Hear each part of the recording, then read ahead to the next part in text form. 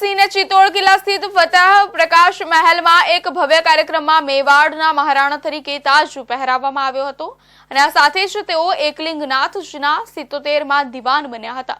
કાર્યક્રમમાં અંગૂઠા પર તલવાર વડે ચીરો કરીને વિશ્વરાજ સિંહનું તિલક કરવામાં આવ્યું હતું।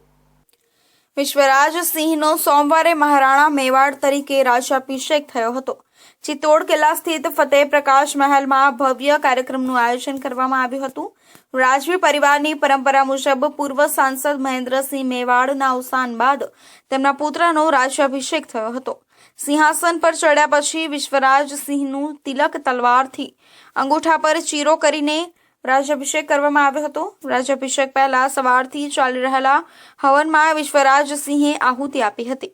બાદમાં કુંભ મહેલમાં ભગવાન ગણપતિની પૂજા કરવામાં આવી હતી અને અહીં સિંહાસન પર બિરાજ્યા બાદ તેમને લોહીથી તિલક કરવામાં આવ્યું હતું। રાજ્યાભિષેક સાથે સમગ્ર સંકુલ હર્ષોલ્લાસથી ગુંજી ઉઠ્યું હતું અને તોપોની સલામતી આપવામાં આવી હતી। મળતી માહિતી મુજબ ઉદયપુરના પૂર્વ રાજવી પરિવારના સભ્ય મહેન્દ્રસિંહ મેવાડના અવસાન બાદ તેમના પુત્ર વિશ્વરાજસિંહ મેવાડ આજે ગાદી પર બેઠા છે।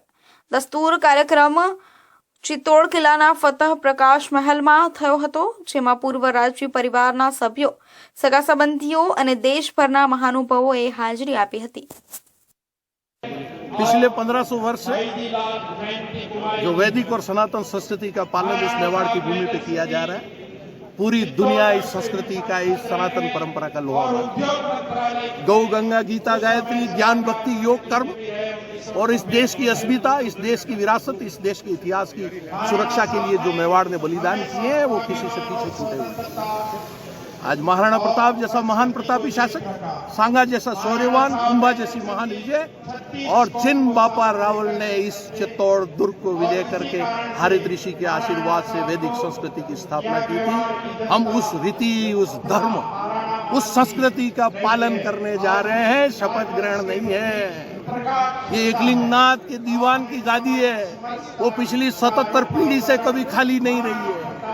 સિંહાસનની પૂજા કર્યા પછી સલામબર રાવત દેવવ્રત સિંહે વિશ્વરાજ સિંહ મેવાડનો હાથ પકડીને તેમને સિંહાસન પર બેસાડ્યા હતા। રાજ્યાભિષેકની પરંપરાનું પણ પાલન કર્યું હતું અને અહીં તેણે મ્યાનમાંથી તલવાર કાઢી અને અંગૂઠા પર ચીરો કર્યો અને લોહીથી મેવાડના વિશ્વરાજ સિંહના કપાળ પર તિલક કર્યું હતું। આ સમયગાળા દરમિયાન પંડિતો દ્વારા વૈદિક મંત્રોનો જાપ કરવામાં આવ્યો હતો। રાજ્યાભિષેક બાદ વિશ્વરાજ સિંહ મેવાડે સૌને શુભેચ્છા પાઠવી હતી। પ્રક્રિયા પૂર્ણ થયા બાદ મહારાણા વિશ્વરાજ સિંહે કુળદેવી બાણ માતાના દર્શન કર્યા અને આશીર્વાદ લીધા અને પછી ઉદયપુર જવા રવાના થયા હતા।